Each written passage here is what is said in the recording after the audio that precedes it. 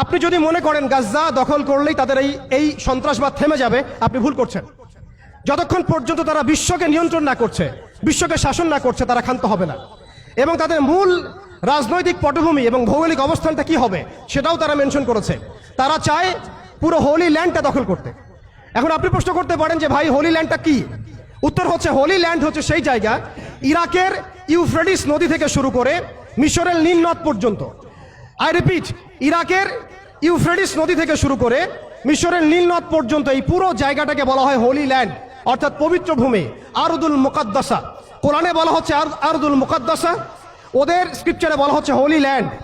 তাদের মিসাকে ইহুদিরা বলছে মিসায়া, এবং খ্রিস্টানরা নাসারারা বলছে অ্যান্টিক্রাইস্ট। যাকে আমরা চিহ্নিত করছি সে হচ্ছে মাসিহুদ দাজ্জাল। তারা এই হোলি ল্যান্ডটাকে স্বাধীন করতে চায়। তারা মিশরের নীল নদ থেকে শুরু করে ইরাকের ইউফ্রেটিস পর্যন্ত পুরো জায়গাটাই দখল করতে চায়। আপনারা যদি মনে করেন গাজা দখল করার পর তাদের এই হামলা থেমে যাবে, আপনি ভুল করছেন। তারা ততক্ষণ পর্যন্ত ক্ষান্ত হবে না যতক্ষণ পর্যন্ত তারা হোলি ল্যান্ডটা দখল না করছে। এবং শেষ জামানায় যে বৃহত্তর মালহামা বা মহাযুদ্ধের কথা বলা হয়েছে, সেই যুদ্ধ হবে ইরাকের ইউফ্রেটিস নদীর সোনার পাহাড়কে কেন্দ্র করে। আস্তে আস্তে সময় সেদিকে এগিয়ে যাচ্ছে। তাহলে তাদের উদ্দেশ্যটা কি? তাদের উদ্দেশ্য হচ্ছে হোলি ল্যান্ডটাকে দখল করে সেখান থেকে তারা দাজ্জালের শাসন কায়েম করতে চায় সারা বিশ্বে। কারা চায়? জায়নিস্টরা চায়। এই ডটসগুলো যদি আপনি মিলাতে না পারেন এবং শুধু বাইরের চোখ দিয়ে আপনি দেখেন, ভিতরের চোখটাকে অন্ধ রাখেন, আপনি এই ওয়ার্ল্ডের জিও পলিটিক্স বুঝতে পারবেন না। শুধুমাত্র বাহ্যিক স্টাডি দিয়ে, বাহ্যিক জিও পলিটিক্স পড়াশোনা করে, বাহ্যিক ইকোনমিক্স পড়াশোনা করে আপনি এই ওয়ার্ল্ডের প্রকৃত জিও পলিটিক্সকে মেলাতে পারবেন না।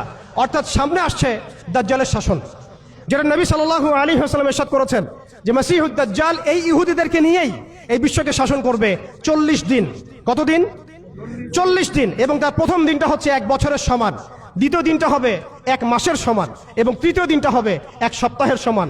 বাকি দিনগুলো হবে আমাদের দিনের মতোই। এই কথাটা আমাদের প্রিয় নবী মুহাম্মদ রাসূলুল্লাহ সাল্লাল্লাহু আলাইহি ওয়াসাল্লাম তার পবিত্র জবানে বলে গিয়েছেন বিধায় বিশ্ব এদিকে এগিয়ে যাচ্ছে।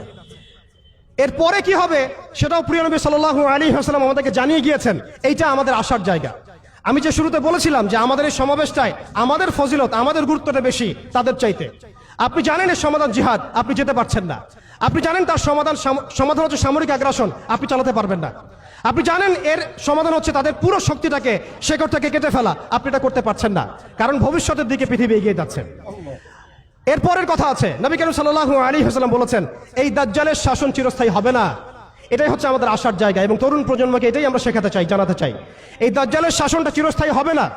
নবী সাল্লাল্লাহু আলাইহি ওয়াসাল্লাম বলেছেন দাজ্জাল এবং তার অনুসারীরা যখন বিশ্বকে শাসন করার দিকে এগিয়ে যাবে, আল্লাহ রাব্বুল আলামিন তাওহীদপন্থীদের এই কালিমার পতাকার কাফেলা গঠন করবেন ইনশাআল্লাহ। এবং এই কাফেলার মধ্যেই থাকবে ইমামুল মাহদী ইনশাআল্লাহু আযজা ওয়া জাল।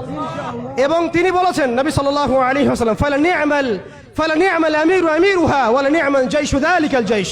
কতই না উত্তম হবেন সেই আমির এবং কতই না উত্তম হবেন সেই সেনাবাহিনী। তোমরা যদি বরফের উপর সাঁতার কেটেও হয় তবুও সেই জাইশের মধ্যে যোগ দিও। এটা আমাদের সামনে আসতে যাচ্ছে। পৃথিবীর প্রত্যেকটা জায়গায় আপনি দেখবেন তাওহীদপন্থীদের কাফেলা গঠন হবে, ইসলামী রাষ্ট্রগুলো দাঁড়িয়ে যাবে ইনশাআল্লাহ। আপনি দেখেন সিরিয়া পরিবর্তন হচ্ছে, আপনি দেখেন আফ্রিকা পরিবর্তন হচ্ছে, আপনি দেখেন বাংলাদেশ পরিবর্তন হচ্ছে, আপনি দেখেন প্রজন্মের চোখের মধ্যে তাওহীদের ক্ষুধা, আপনি দেখেন প্রজন্মের চোখ জলজল করছে, তারা ইমানের দিকে আসছে, আমলের দিকে আসছে, ইসলামের দিকে আসছে। সময়, time is closing down to the আখিরুজ জামান ইনশাআল্লাহু আযজা ওয়া জাল। এখন কথা হচ্ছে ইমামুল মাহদীর বাহিনী এই দাজ্জালের বাহিনীর সাথে যুদ্ধ করতেই থাকবে, করতেই থাকবে, করতেই থাকবে, কিন্তু শেষ পর্যন্ত ইমামুল মাহদীর হাতে দাজ্জালের মৃত্যু লেখা হবে না। আল্লাহ রাব্বুল আলামিন এই মিথ্যা মাসিহকে মেরে ফেলার জন্য, ধ্বংস করার জন্য আসমান থেকে সত্যিকারের মাসিহ ঈসা আলাইহিস সালামকে পাঠাবেন এই সিরিয়ার মধ্যেই ইনশাআল্লাহ। এই কথাগুলো আমাদের অনেক ভাই